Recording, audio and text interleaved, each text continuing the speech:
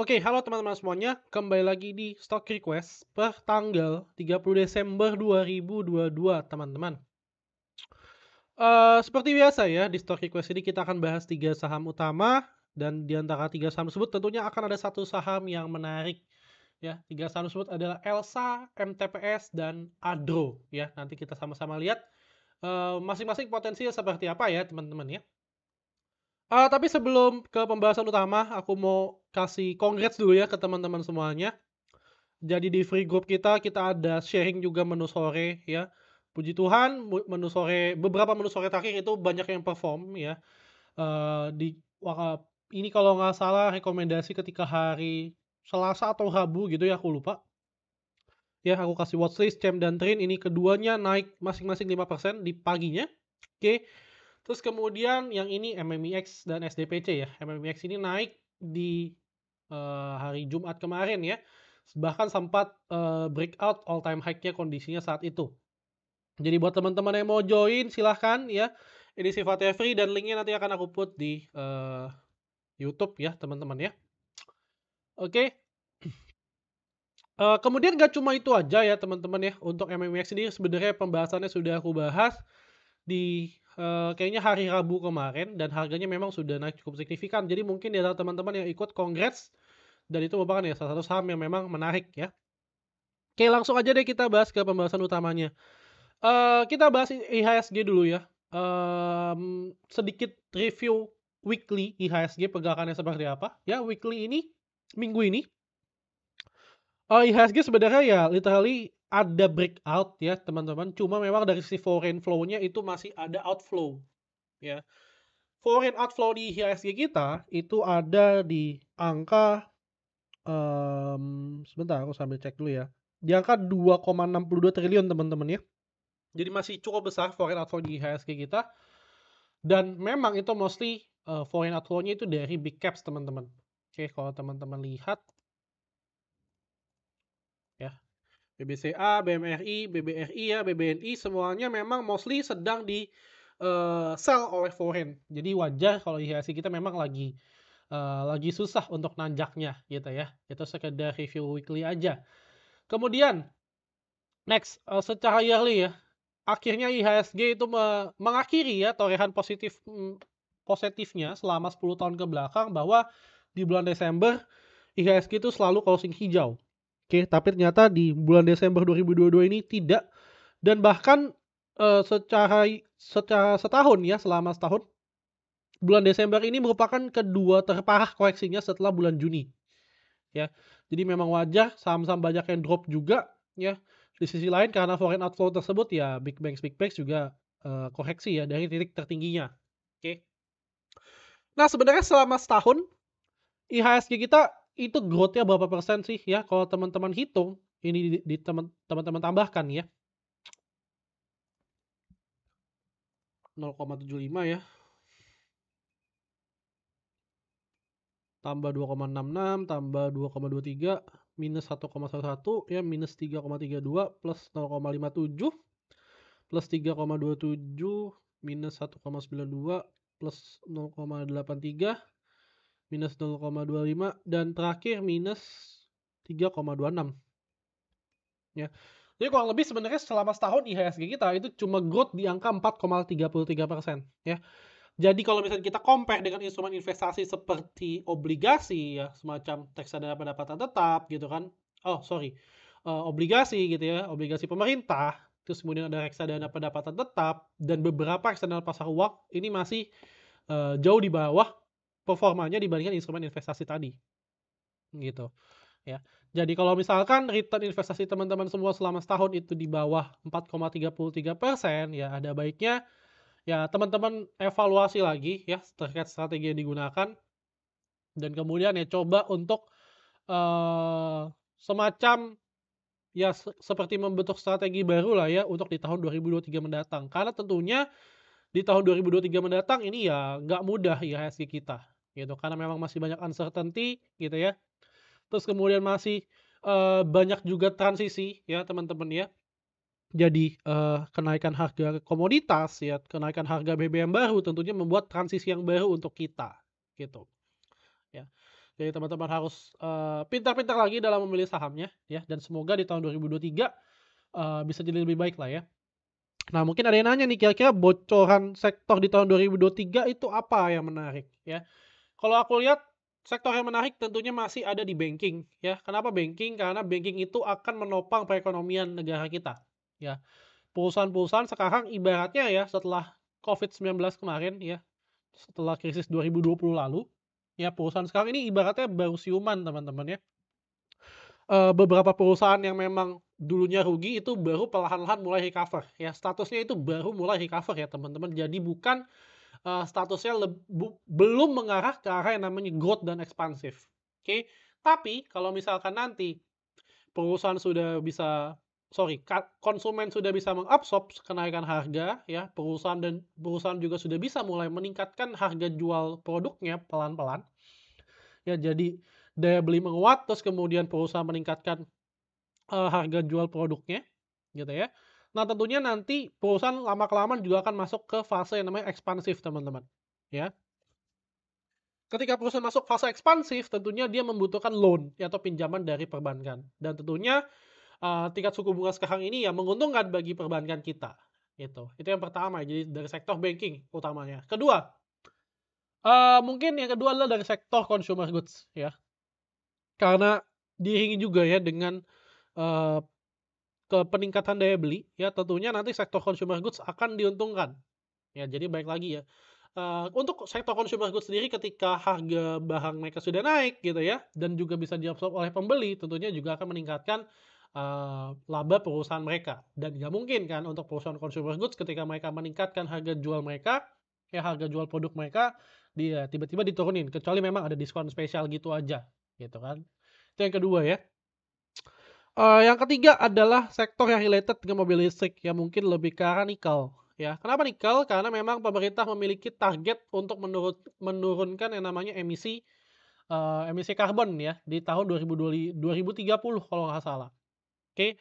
Dan salah satunya adalah sektor mobil listrik tentunya diuntungkan, ya. Mobil listrik dapat baterai dari mana? Dari nikel, ya. Jadi mungkin, eee, nikel akan menjadi sektor yang menjadi, sasaran big fund juga lah ya nanti di tahun 2023 mendatang. Oke, sektor keempat yang bisa teman-teman lirik ya mungkin adalah sektor EBT ya, sektor, perusahaan-perusahaan yang memang bergerak dalam bidang energi baru terbarukan karena tentunya pemerintah sedang, mengucurkan ya uang mereka itu ke sana, gitu. Karena terkait Paris Agreement lah, nanti teman-teman bisa baca lebih lanjut. Jadi itu ya, mungkin sedikit 4 sektor pilihan di tahun 2023 yang bisa teman-teman lirik, gitu. Oke, sorry kelamaan ya teman-teman ya. Ini sekedar informasi aja supaya teman-teman juga belajar ya. Kita langsung aja ya bahas terkait saham-sahamnya Elsa, MTPS, dan Adro. Aku bahas dulu dari Elsa. Oke, Elsa secara tren jangka pendek ya, tren jangka pendeknya ini downtrend ya. Dia terus membentuk pattern yang namanya lower high dan lower low kalau teman-teman lihat. Oke,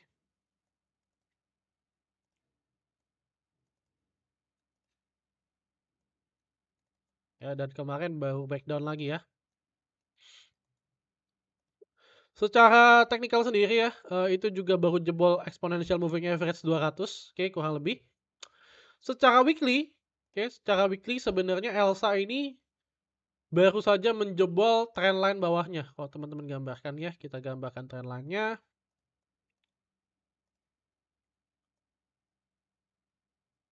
Nah, ini ya. Kurang lebih di sini ya, Elsa minggu ini jebol trendline mingguannya ya. Jadi memang agak sedikit bahaya untuk saat ini kondisinya. Mmm, Sekarang ini memang lagi on support ya. Di area 310 merupakan area support yang cukup kuat kalau teman-teman lihat. Jadi mungkin itu bisa menjadi level batasan support akhir untuk Elsa ya. Kalau misalkan dia jebol dari sana, maka next potensinya itu bisa mengarah ke sekitar area, 300 kurang lebih, gitu ya. Untuk targetnya sendiri ya mungkin kalau misalkan dia berhasil rebound, potensi rebound terdekatnya ke sekitar area 320-an sampai 326, oke. Itu untuk Elsa, jadi memang masih ya kalau secara risk dan reward ya oke, cuma secara trend ini lebih ke counter trend ya untuk saat ini ya. Kita coba buat dulu untuk trading plan-nya. Oke, resistennya di sekitar area 320 sampai 326 ya.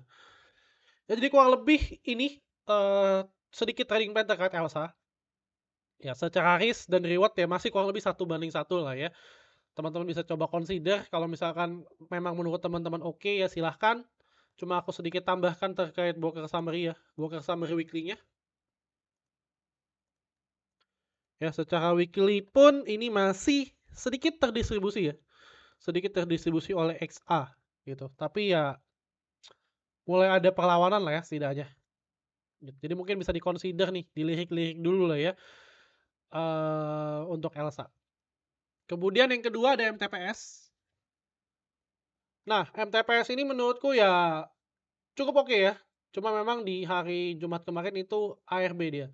Nah, akan menjadi penentuan itu di hari Senin besok. Ya, apakah dia berhasil tertahan di sekitar area EMA 20 ini atau enggak. Oke. Nah, kalau teman-teman lihat dia itu ya sekali ya pernah ibaratnya nurut dengan EMA 20 dan kemudian di sini adalah kali kedua ya dia menyentuh EMA 20. Oke. Secara tren gimana? Secara tren ini sebenarnya ya masih bisa dibilang up, oke. Dia higher high, ya kan higher low. Oke. Nah, cuma yang di sini ya dia belum berhasil membentuk yang namanya higher high. Ya, akan menjadi menarik kalau misalnya dia berhasil breakout area resisten di sini. Di sekitar area 106. Ya, maka dia berpotensi untuk lanjut ke area resisten selanjutnya di sekitar 130 ya. Itu untuk MTPS. Jadi menurutku ya bisa dijadikan watchlist juga ya untuk minggu ini untuk MTPS. Broker summary-nya ya ada YP pegang di 102. Cuma ini aku nggak tahu ini YP bandar atau YP retail ya teman-teman ya. Karena ya kayaknya sih menurutku ya ini YP bandar karena YP retail karena volume transaksinya ini cukup gede. Jadi mungkin lebih ke arah copet aja selama mingguan gitu kan. Oke. Jadi ya itu mungkin bisa lihat perkembangan di hari Senin ya. Level support terakhir teman-teman bisa tetapkan di 90 atau di area exponential moving average 20 juga bisa ya untuk support ketatnya. Jadi dipantau dulu jangan langsung dibeli di hari Seninnya. Oke. Kalau misalkan dia ada perlawanan dekat-dekat area 90 mungkin bisa dikonsider untuk buy gitu. Oke, kita coba buat trading plan-nya untuk MTPS harga 196.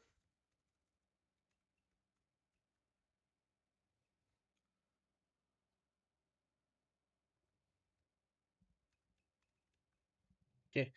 Nah, untuk MTPS sendiri kurang lebih ini ya trading plan-nya. Jadi menurutku ya secara reward masih oke ya, cuma jangan sampai ya teman-teman besok beli ketika memang dia gembok ARB gitu. Karena kan tentunya akan sangat bahaya ya. Kalau dia gembok ARB berarti kurang lebih ada di angka 89 ya. Jadi hati-hati. Ya mungkin bisa dijadikan watchlist kalau misalkan dia bangkit dari ARB-nya itu akan menjadi menarik ya. Karena bisa aja pantuannya ini kencang gitu. Dan kalau misalkan dia berhasil breakout dari 106 ya kemungkinan besar sih ini akan agak enteng ke 130 gitu. Oke, itu untuk MTPS. Kemudian yang terakhir adalah di saham Adro ya. Adro trennya masih up ya. Masih rapi untuk trennya masih up, masih oke. Kita coba gambarkan tren lainnya ya dari titik sini. Nah, kalau teman-teman lihat lebih detail untuk Adro,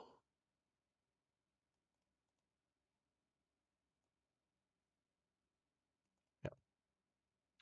Sebenarnya ketika tanggal 28 Desember ya dia itu mantul dari ininya ya, mantul dari trendline bawahnya. Jadi cukup oke. Ya mungkin ini juga bisa di-swing nih teman-teman ya. Jadi dari ketiga saham ini ya MTPS dan Adro lah ya yang menurutku cukup menarik. Oke. Nah ini ya target resisten terdekatnya di sekitar area 30 sampai 4.000 ya teman-teman untuk Adro. Itu secara tren dulu ya, secara tren analisis ya overall masih uptrend, habis rejection dari trendline bawahnya, secara candlestick action secara candlestick price action dia ya kurang lebih membentuk seperti ini ya.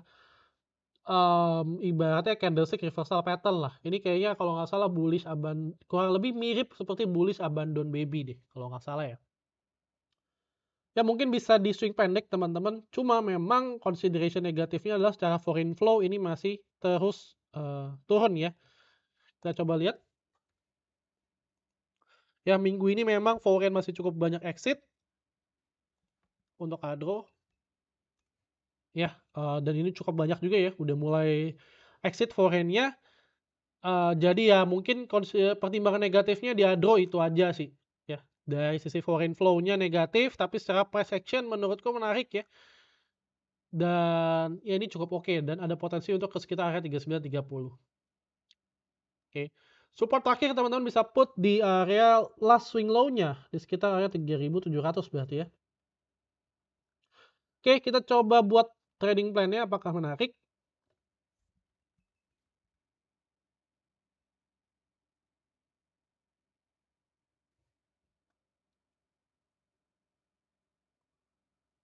Tiga tujuh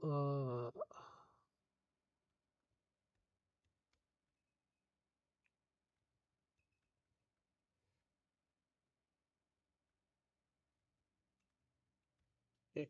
Nah ini untuk Adro ya kurang lebih risk dan reward-nya adalah ya hampir 1:1 lah ya, 1:1.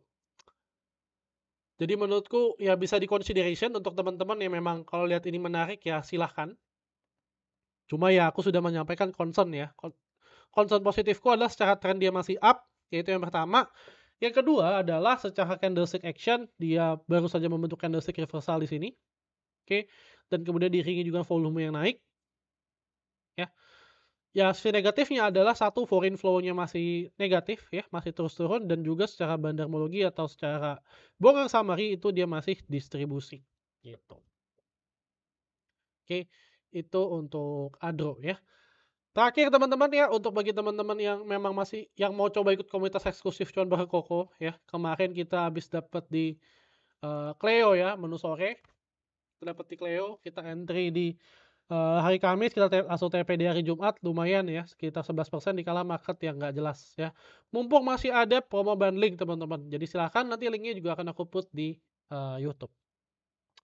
Oke, gitu aja paling teman-teman terkait stock request kali ini. Bagi teman-teman yang memang masih mau request untuk saham yang menarik untuk dibahas, teman-teman bisa ramaikan Instagram story @kokocuan lagi atau di free group Telegram kita setiap hari Senin, Rabu, dan Jumat kita akan bahas 3 saham pilihan yang menurutku ya akan ada potensi untuk manggung minggu depannya.